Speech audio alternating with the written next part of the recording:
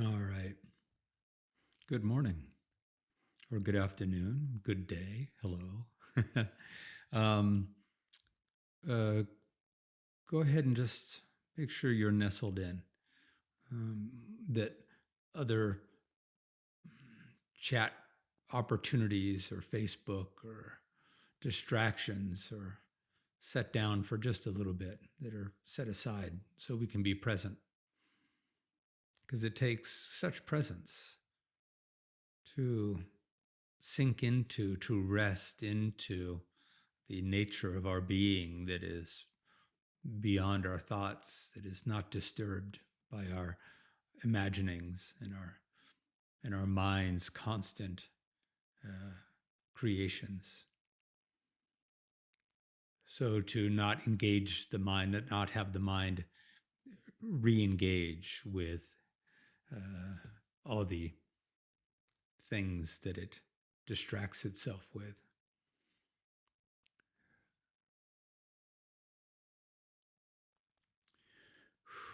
Good to have you here. All right, I think we've got everything working. So this is streaming as well to YouTube. So for a moment, just to speak to anybody who's watching this on YouTube, if this is valuable for you, if you find some value, an interest in this, go ahead and subscribe to the channel so you get alerted when there's more content, more satsangs, and also my channel is getting a lot more active. It's really been repurposed and refocused to be a channel dedicated to conscious and peaceful and powerful living. And so there's going to be more shares showing up there. And any video, any share, any exchange that you find valuable, go ahead and give it a thumbs up. And that makes it more likely that it's going to show up for other people as well. And lastly, these for on the kind of the logistics, these satsangs, they are free. They're just a love, a sharing of love, and that every Sunday is going to be happening.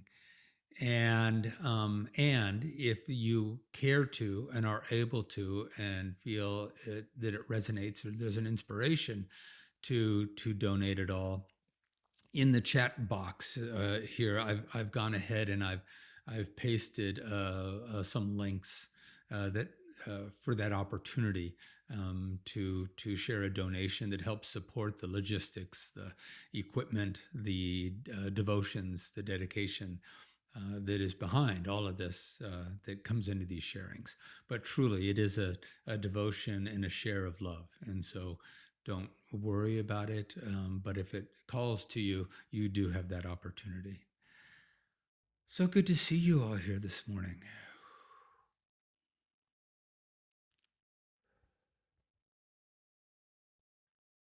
I don't even know quite where to start this morning, except for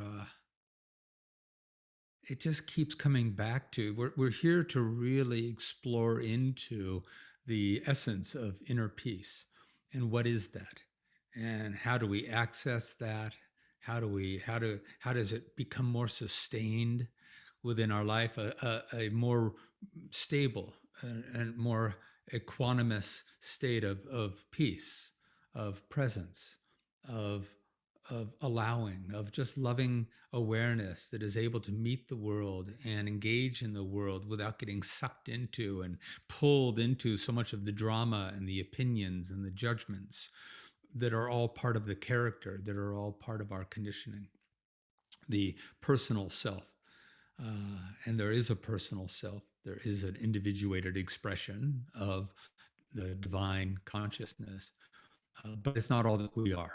And when we believe that that's all that we are, or we are not identified with, or open to, or allowing an experience, an embodiment of something greater, of something more vast, something imperishable, that is the core consciousness of our being, when that's not known, when it's not embodied, when we're not aware of that, we're just collapsed typically into the character, into the story of self.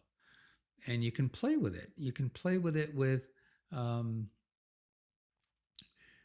as simple as, and if you've attended satsang before, you know that this is one of the instructions or offers, invitations that I often go to because it's so simple.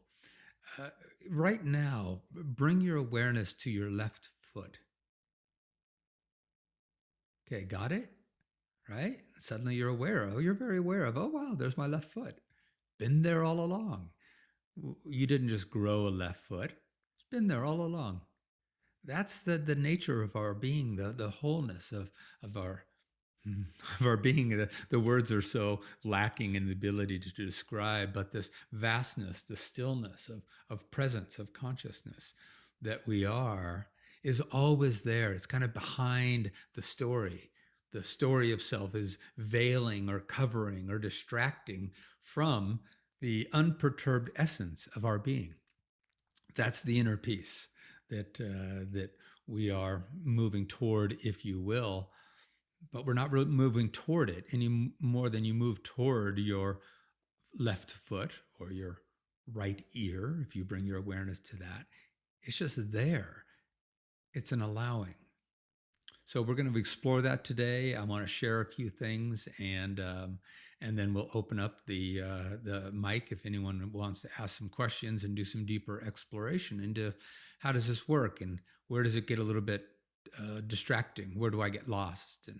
Um, and how does this truth of self be found again? So we'll open it up and have a little bit of a discourse as well. And I think it's valuable and worthwhile to mention that the all in this sharing, in this teaching, which is just a guidance that comes through my own experience and from my own studies and learning from my teachers and applying that directly in my life to have a direct experience.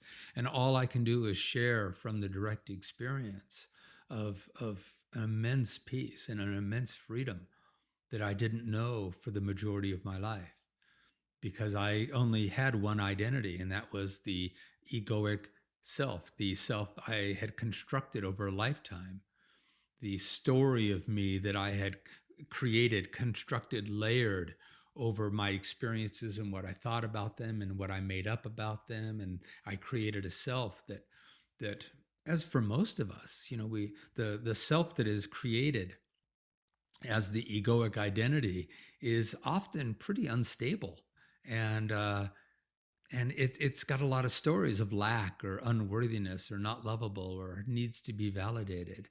All the dynamics that we struggle with typically in a life, the shadow states that we meet, and perhaps we start to learn how to love them instead of pushing them away and denying and arguing with these stories of self that can feel so difficult. So that's the only new me that I knew. And then I found this path of self-realization. I started to listen to and follow the guidance of teachers that were teaching me how to rest in a beingness that was already present. And if these words at all are feeling like, okay, there's something there, but I really don't have any resonance with this, that's okay. It doesn't mean that there isn't value. It just means that it's not something you fully experienced yet. It would be like somebody describing to you a very, very, very foreign land that you've never even seen pictures of and you've never seen videos of. And the only reference you have is somebody telling you about this place and and what it's like. And you're trying to tap into the experience, but if you've never actually been there before, you really kind of can't. But if there's a faith, if there's something in you that says there's something's calling, something is beckoning and saying, yeah, come on, come on, come on. There's a you. There's an already peaceful, already whole, already loving essence of being, of you that is covered by a character, covered by a story. And we're identified with the story and can't see beyond it. So these satsangs are a guidance to how to maybe see beyond and start to open up to something and start to have an actual experience of this quote place that maybe we've never explored before. So I speak from the personal experience and the wonder, the absolute wonder of liberation and freedom that has been unfolding, revealing itself, blossoming, if you will, flowering over the last years of devotion and study and dedication.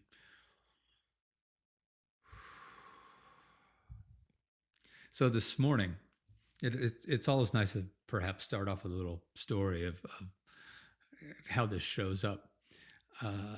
I live here in Sedona, Arizona, and I'm blessed with a home that has these big windows that look out over the red rocks in the sky.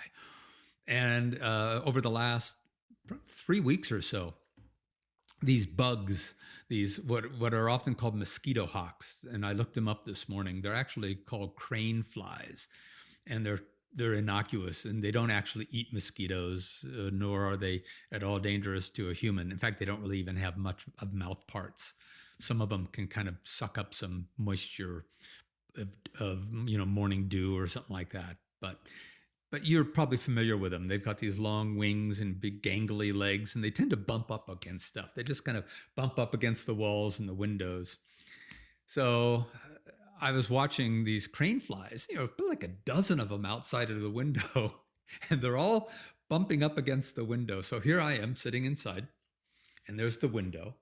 And then beyond the window, there's this vast freedom. And these crane flies are bumping up against the window, going, I can't get through. I can't get through. I can't get through. What is this? I can't. Oh, I want to be free, right? I want to be free. I want to fly. I want to be free. I want to just be. And I'm hitting this barrier. And wow, how is it? And they kind of move over here and they can't get through. And they move over here and they can't get through. And the whole time I'm watching them basically going, if you just turn around,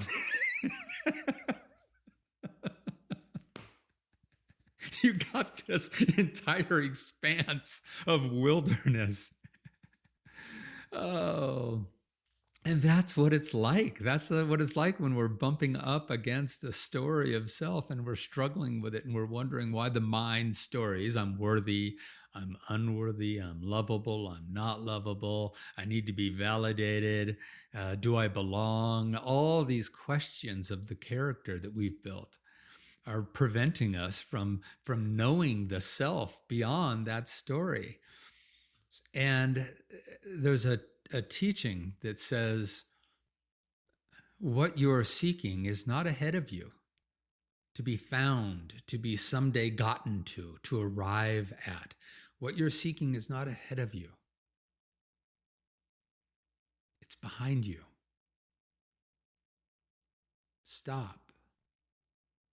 You are what you seek. You already are. You don't need to go find it in life experiences. You don't need to go find it in better relationships. You don't need to go find it in successful work. You can play with all those things in life, but not to give you your identity. You are loving presence. You are the vast grace of peace, love, compassion, equality, intimacy. How do I get there? How do I make that? How do I figure that out? How do I become that? How do I work with my story to get it to be more compassionate and intimate and loving and vulnerable and courageous and whole? How do I work with my story? How do I work with this person that I believe myself to be and get that to stabilize and work itself out? That's the crane fly bumping up against the window. How do I get there? How do I get there? It's like, stop. Stop.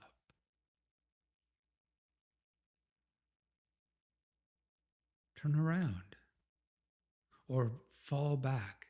That's when what worked for me was just stop, rest, fall back into what is waiting for you, into the embrace of loving awareness that is always there.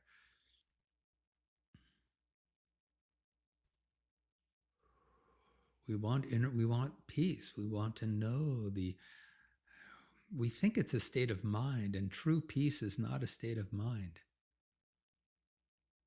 States of mind come and go. A peaceful state of mind is fragile and it will come and go. Maybe it moves into an anxious state of mind, and then we wrestle with that and we try to get back to a peaceful state of mind, and we try to make that stabilize, and it doesn't. But all states of mind, all the coming and going is happening within a pure and stable and unmoving consciousness. We are that, and not the mind's stories.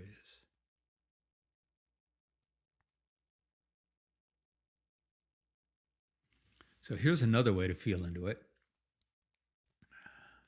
And we use metaphors, we use objects, we use scenes that we paint to give us a sense of our formless nature, because the mind struggles with formlessness. It tends to understand better if it can objectify something to get a sense of it. So imagine, and you can do this with your eyes closed or open, whichever works for you, but actually do this in this moment, in this experience. Let yourself go to have a little bit of an inquiry. It's a little meditative moment of just imagining, feeling into something. Imagine that you're at a party somewhere up in like the Hollywood Hills or Malibu, and and the house that you're in, it's nighttime. The house that you're in is all lit up. There's a lot of people moving and doing their scene, and there you are. And you're looking out a window. There's a big window, and you're looking out the window. And beyond, there's the ocean, and it's a full moon night. And the full moon is casting its light across the ocean, and there's that beautiful beam of moonlight across the ocean. And maybe just outside the window there's a backyard, and it's got a pool that's beautifully lit, and it's got some landscaping, some beautiful palm trees that are softly lit from light. So there's a scene out there. There's some beauty out there, the moon and the ocean and the pool. But now bring yourself back in, and you're the person standing in this party happening, this experience happening, and you're looking out this big window. And what happens when we're looking out from a brightly lit room out into something that is darker? We typically, what is predominant is we're looking at the window, and we primarily see the character. We see ourselves. We see our reflection. We see the party behind us. And that can take up everything. And we can't even see the moon. We can't even see the ocean. We can't see the beautifully lit palm trees, because we're seeing what seems closer to us, what is brighter. We're seeing what is brighter, and therefore it's more distracting, and it captures our attention. But imagine if and we can do this, it's fun to do. In that moment, we can choose, we can remember, oh, wait a minute, there's something beyond this whole reflection, this whole scene that I'm seeing played out in front of me in this window. There's something beyond it, and we can choose to shift our perspective and choose to see beyond. And in that moment, there can be this feeling of liberation, of like, oh, wow, look at that. It was right there. There it is. I'm choosing to focus on, to be attentive to be aware of, to be interested in, to be slightly more interested in the presence of this beautiful scene beyond the distractions of the mind, the distractions of what we're seeing in the window. And then we can, and then something happens in the party. A loud noise, people really start dancing. There's a lot of activity, and then because of that, we're seeing the moonlight and the moon. But then there's this movement and activity behind us at this brightly lit room in the party, and that shows up on the window. And oh, then we're looking at that again, and maybe we get consumed into the story of what's going on, the transient experience that is happening and unfolding and shifting and changing.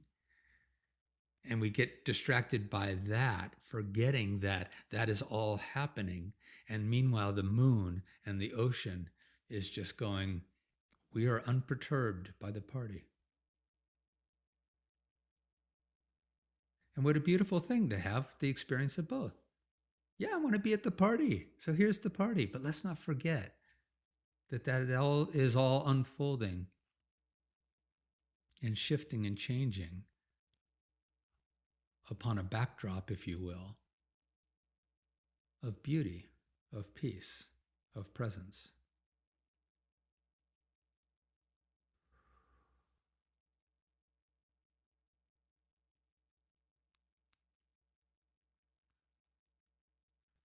We are typically collapsed into the egoic identity. That's why they call it the dream state. The self we've dreamed into being, that we've constructed. And we know it's a construct because it's got a bunch of baloney in it. I'm not worthy. I'm not lovable. I'm not safe. Instead of wrestling with the story, come to know the self prior to the story.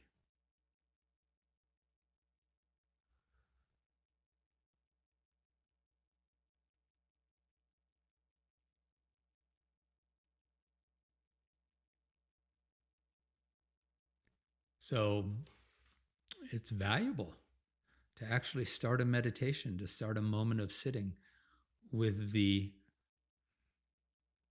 remembrance, with the guidance, the inquiry that says, this thing that I've been calling me, what is that? The thing that struggles, the thing that worries, the thing that feels such fear, the thing that needs to judge. This me, this identity, this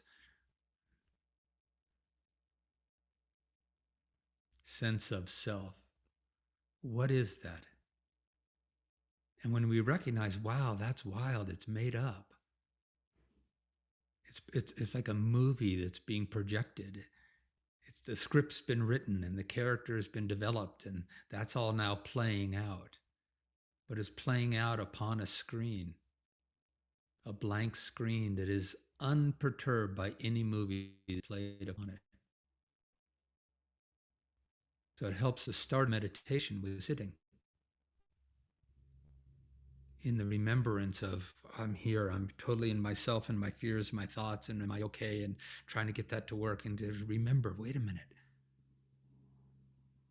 that it's a weird concept. It's a weird thing to say, but truly, I don't exist. That I, the constructed I, the egoic I, it exists in that, yeah, it's there, but is it real? It was created. It was made up. We've just decided to believe it. It's kind of like a mirage.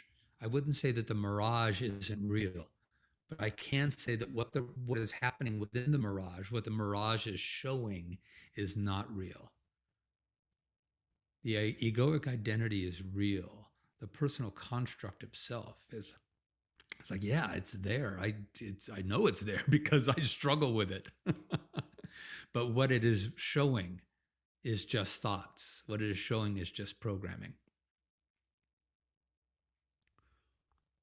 So it's helpful to sit in the meditation and remember,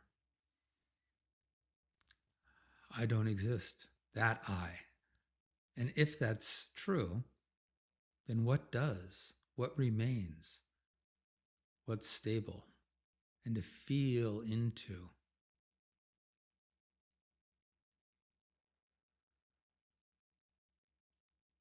And we can use the metaphors. What is the nature? What would be the nature of a screen that movies play upon? And the screen goes, you can play whatever movie you want. I am the vast presence of loving awareness.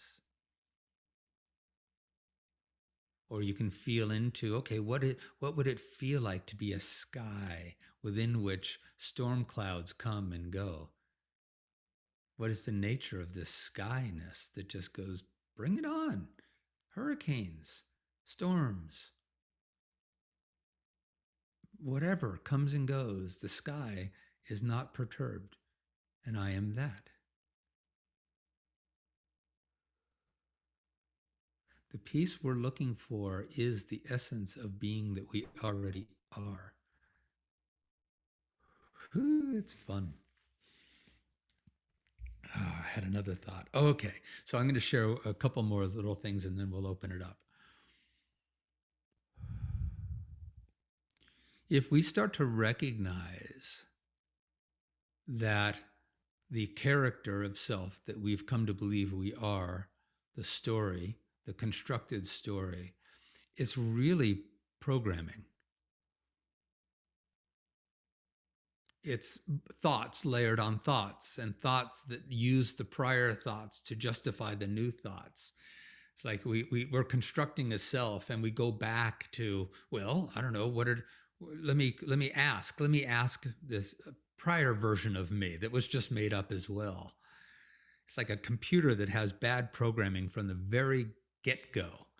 You know, mom said this about me and dad said that about me in school and media. They all helped construct this image of self. And now I'm using that construct. I go to it and I ask it, am I okay? And it'd be like a computer that's programmed to do math that was programmed badly from the very beginning, but you don't know it.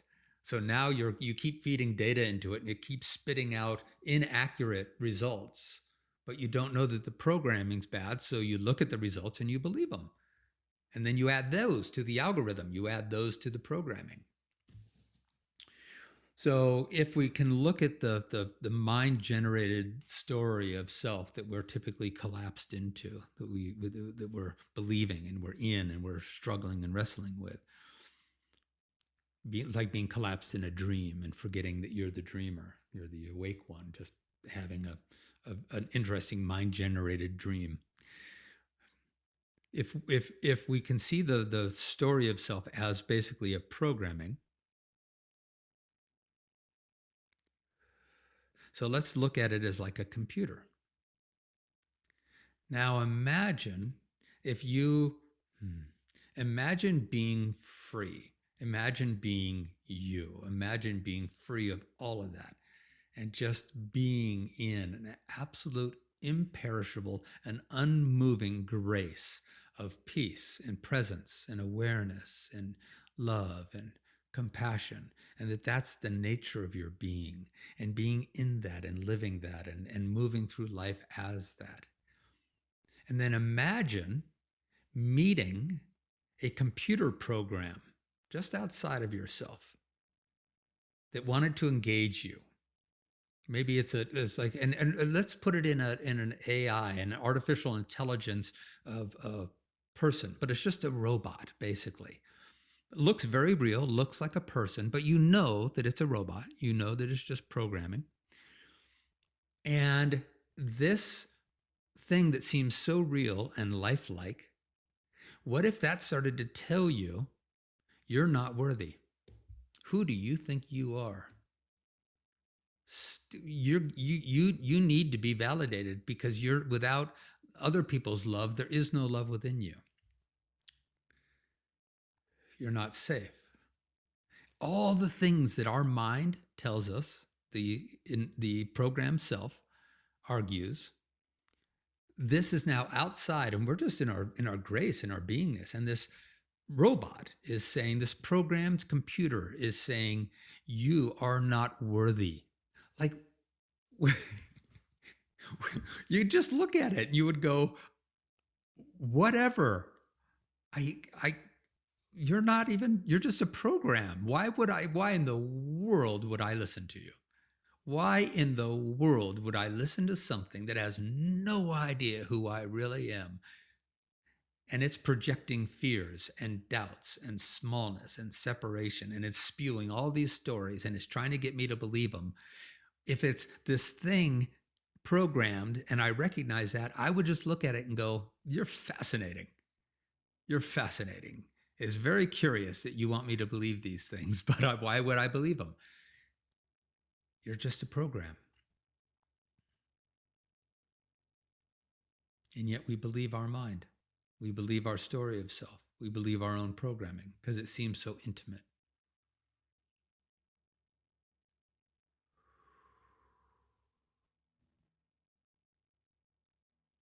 You know, and when we stop listening to it, and what I mean by that is when we stop believing it, we will still hear it.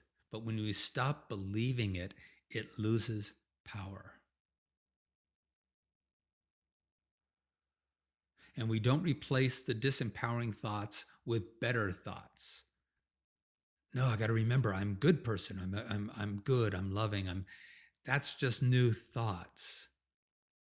We're just trying to program the computer better. What's beyond the program? Did you exist prior to all programming, to all conditioning? What is that?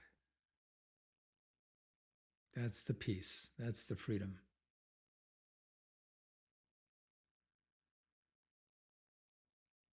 To inquire into the nature of what you're really not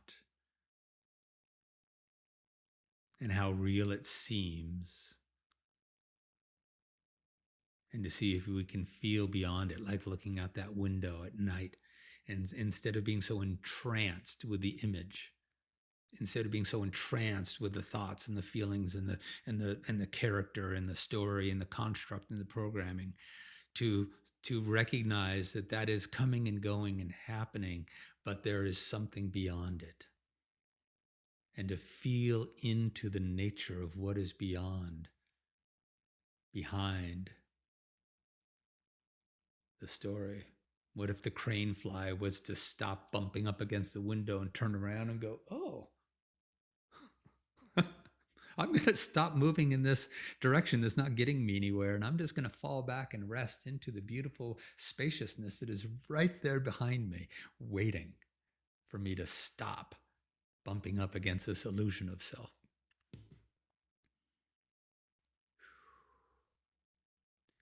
And lastly, allow, we don't awaken this true nature of our being to deny the human experience or to diminish the human experience or to not get to have the human experience. Because that'll come up a lot. People will say, no, don't take me out of the human experience. It's so rich and juicy. It's just I get so caught up in it. So no, let's let it be rich and juicy and wild and beautiful and difficult and painful and grief and sadness and joy and all these different dynamics. Let's rest in the absolute nature of our being, not to deny the human experience, but to give it some space, right? To give it some space where that human experience can play, can explore, can allow the old programming, whether it's from this lifetime or past lifetimes, to allow the old DNA structures and the old programming to arise and be met with spacious love that doesn't budge. And that's what we are. And to meet the human experience and love it. And let the programming go that doesn't serve. Let the story go that feels so constricting. To meet it, recognize it, Don't have to struggle with it. Don't even have to work it out a whole lot. Don't have to deny it. Don't have to push it away, but rest in our beingness, rest in the love, and allow the programming, the conditioning, the story to reveal itself, to be loved, to be met. It's like a wounded child that just wants to be loved. It just wants to be loved. It doesn't want to be denied, told to go away, come back when you're not wounded anymore. Like a crying child coming to you and saying, I want love, and saying, you go away until you stop crying and then come back. Only come to me when you're feeling good. Oh, that would be horrible. So we do that with our own story, with our own wounding. We tend to shame it, tell it to go away, tell it not to return until it's got its act together.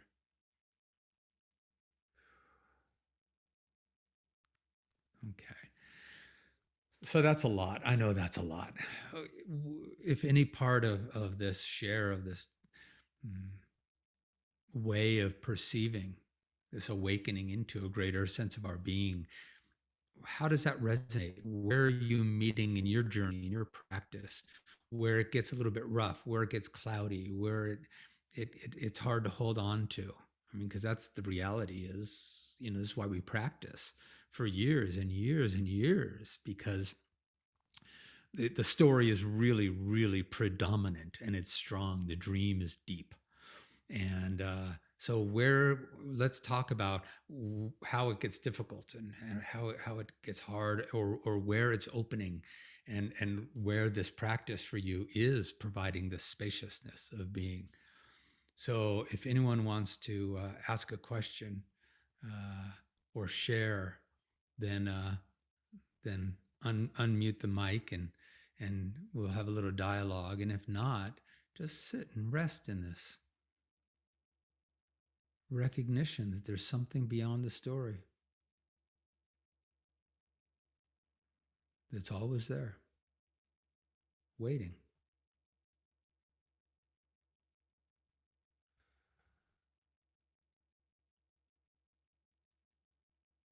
Hmm.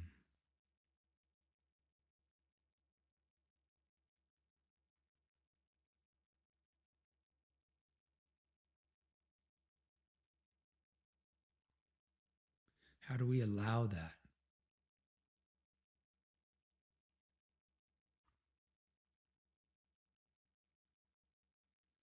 And it comes back into the inquiry, the character of self, the constructed program self, the essence of being pre-conditioning, pure, loving consciousness.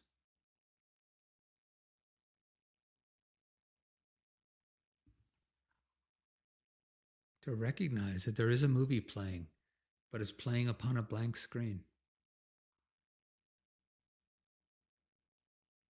We're that consciousness. And we never watch a movie typically and think while we're watching the movie, oh wow, that's right, there's a screen that this is playing on that is unperturbed by the movie. We get totally caught up in the movie. It's like looking out that window with a bright room behind us, and there's so much brightness, and there's so much that seems the world of form captures our all of our attention, and we forget that it's all unfolding within a formless love, a formless peace.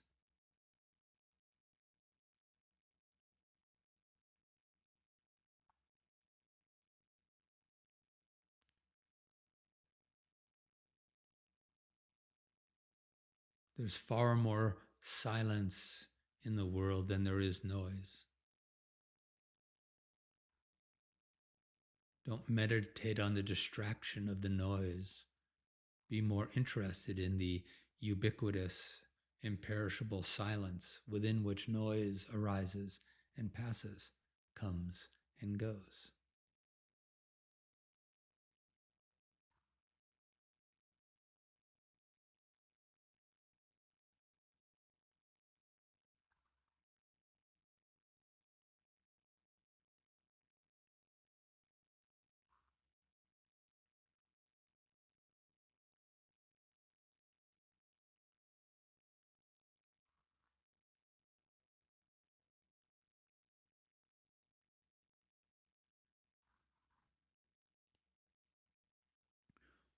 What gets slippery is we tend, if we are going, quote, within, underneath the mind, underneath the thoughts, it's like dropping down into a deep ocean of peace and presence, noticing that the mind is just like the turbulent waves, and we are the peace below.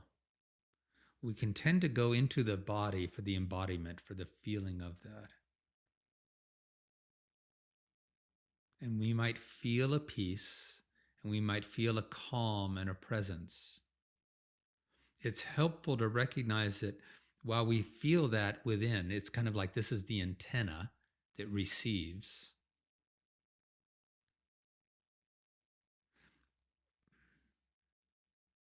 We might even say, oh, I am that, but the I is still, that is still contained within this separate experience of the human. What if we start to look at the heart not as the container of peace and love,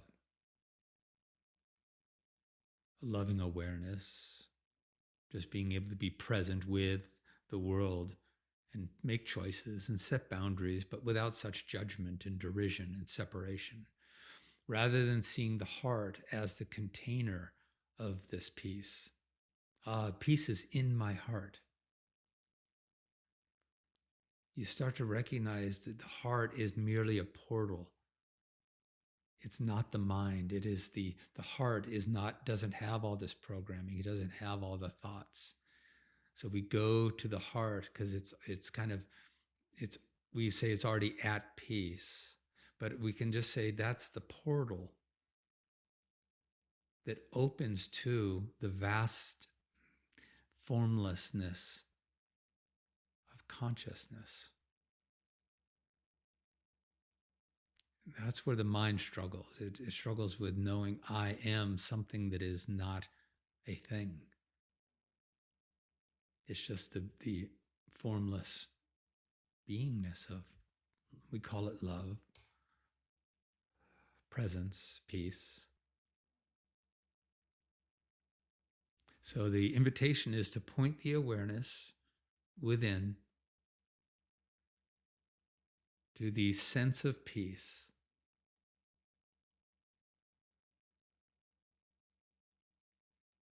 And then feel through the form and allow the knowing, the awareness.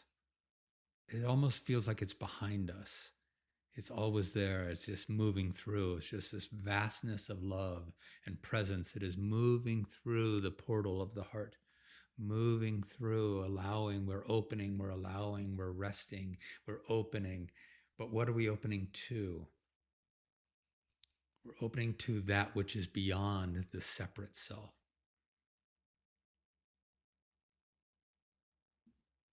The separate self is the vehicle, it's the portal. The character, the human experience is the play that we're playing with.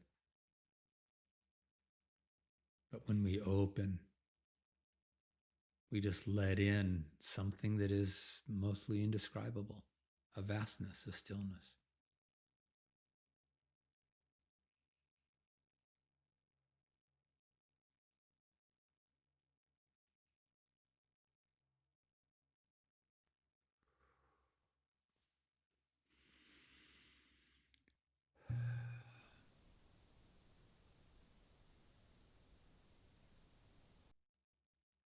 I still notice my programming less and less because I stopped believing it years ago. And the mind, again, is just a computer, basically. It's just, it has no allegiance to truth. It's just running its programming. And like any good computer, when it keeps doing something that doesn't work, it will tend to stop doing that. But if it runs a story and we engage it, program, the computer says, oh, that worked. Ah, he believed it. She believed it. Ah, great. Okay, great. Good. There's some validity here. I'll run it again. I'll run it again. I'll run it again. But if it keeps running it and literally you just, it's like this AI, this artificial intelligence robot, it's just programming, trying to engage you in an argument, trying to engage you in a story about you. And you just keep looking at it going, I'm just not even, I'm not going to argue with you. Why would I argue with a computer?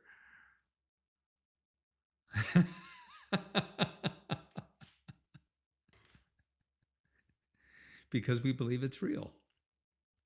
It's just become so familiar to us. It just seems like it is us.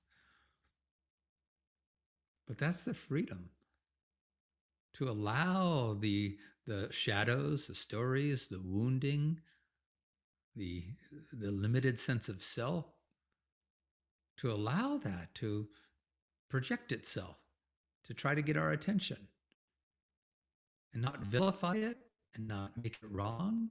Be infant, be curious. Go, oh wow, that's fascinating. Okay, yeah, arise. You get it out of your system.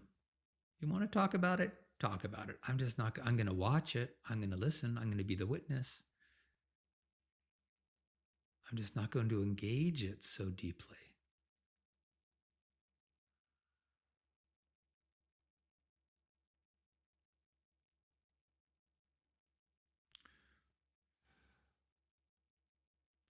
What we're talking about is called the direct path. Go directly to the already free essence of your being. It's telling the crane fly who's butting up against the window, stop, turn around. You're already free.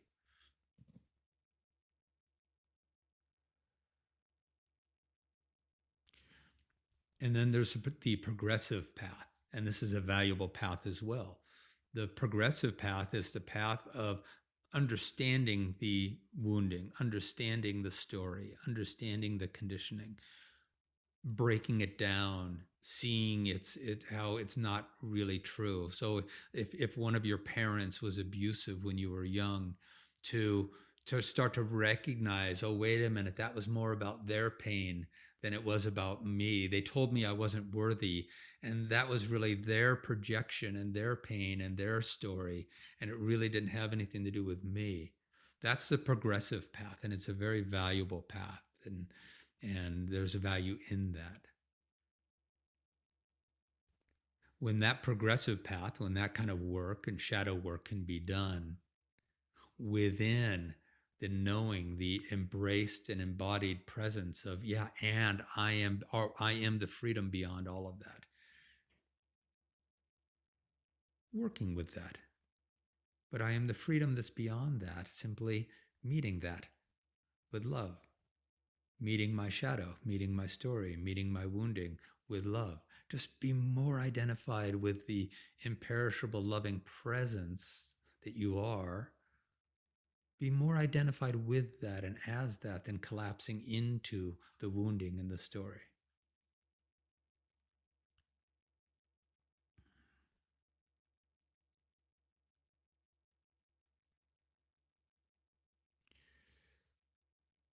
I worked with a group for many years.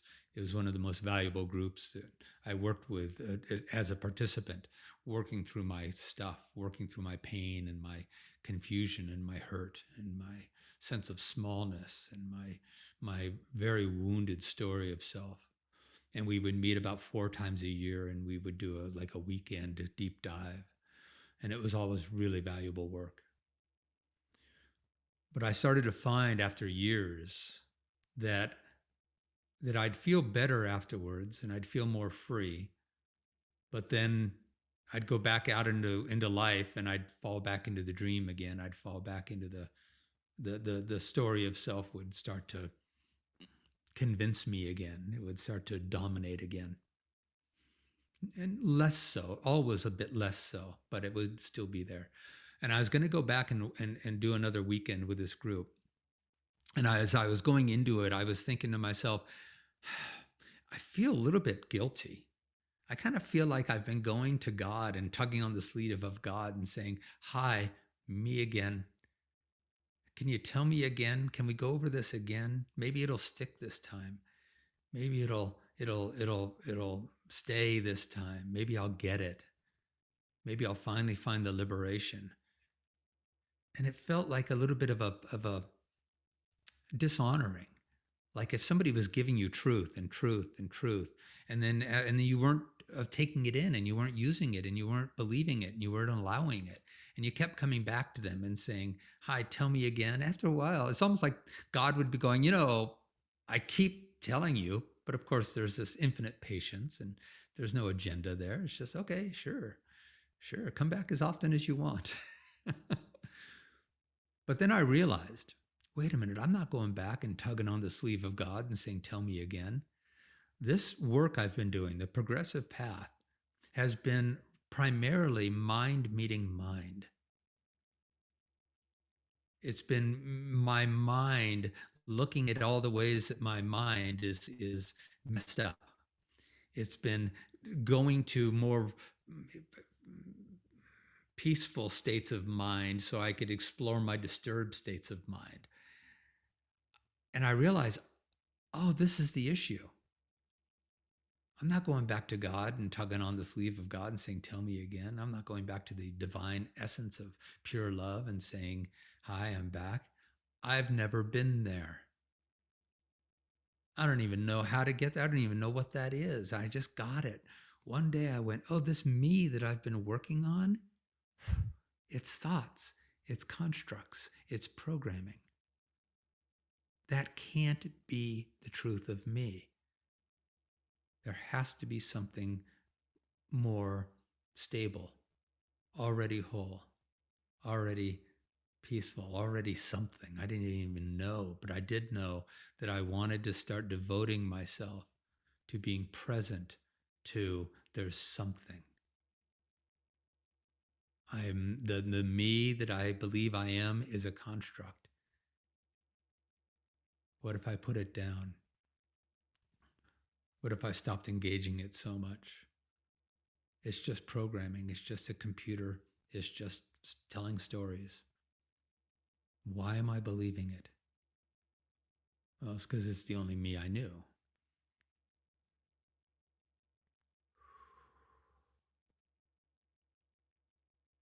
In years and years of devotion and study and presence,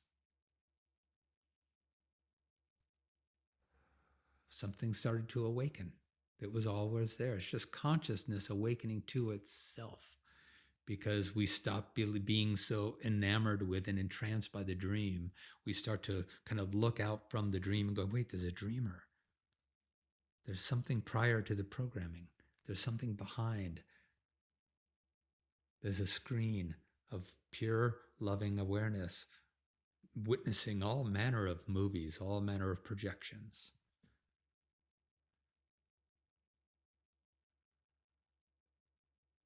Okay. So this is the invitation. The practice is to study with those who have been down this path, with those who within whom this consciousness has awakened and is predominant and is known, is embodied. So that they can help describe a bit of the territory and help describe a bit of what it is to meet the story of mind and to rest into the grace of our being within which mind comes and goes. And to hear the words again and again and again, and to play with the metaphors and the models, and to sit in a meditation and just marinate in a feeling of, oh, whatever resonates with you. Oh, I kind of, that works for me, that there's a sky within which clouds of identity come and go. That's the programming, but the sky is already free of all of that. And what does being the sky feel like? That might be one that you sit with and you marinate with. And then you might watch your mind come in and try to capitalize on the whole thing for its value, for its benefit. The character of self, the hurt, wounded, separate character of self says, "Ooh, I want that. I want that. I want that."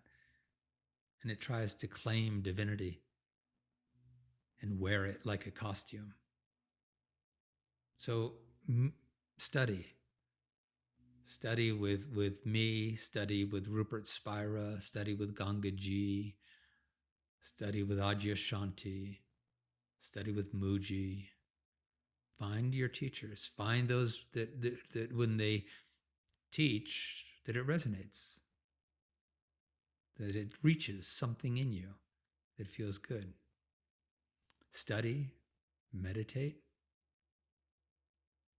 know what you're devoted to. Are you devoted to pleasing your story? Are you devoted to creating a more calm character? Are you devoted to the egoic wantings and desires and cravings and distractions and attachments and trying to get those to behave? Or are you devoted to finally being free, to recognizing the freedom that you already are? That's a beautiful devotion. And then have patience, because it takes a while. And learn how to recognize all the ways that the ego mind will distract you and tell you this isn't working. And if you just abandon this, it will behave. I'll behave. I'll be better. I'll be more peaceful, I promise. I'll be more loving, I promise. So you get to notice that. So study, practice, explore, know what you really want, devote yourself to truth.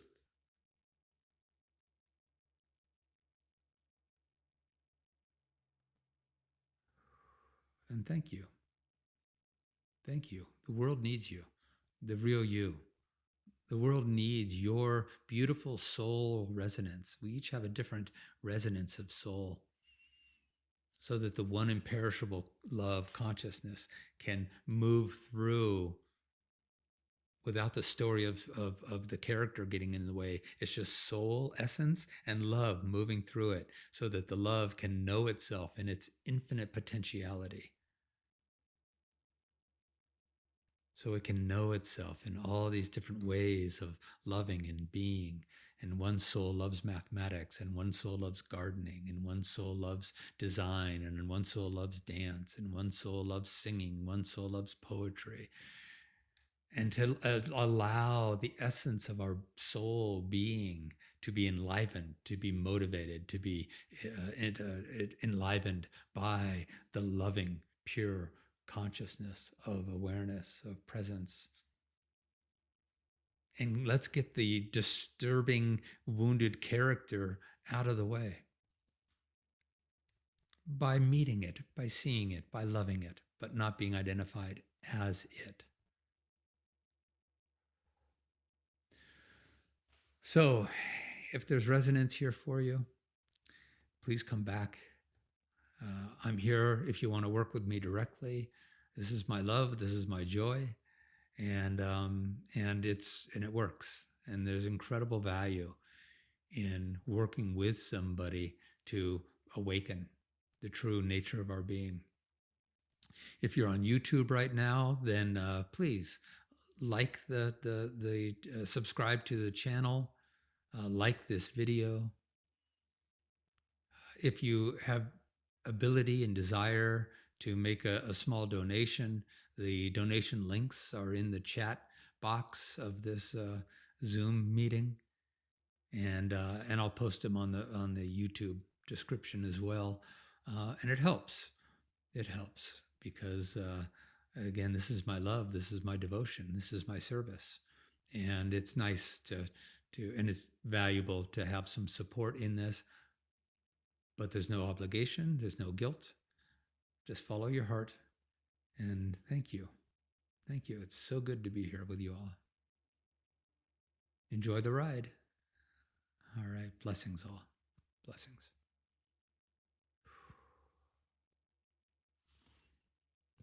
Hmm.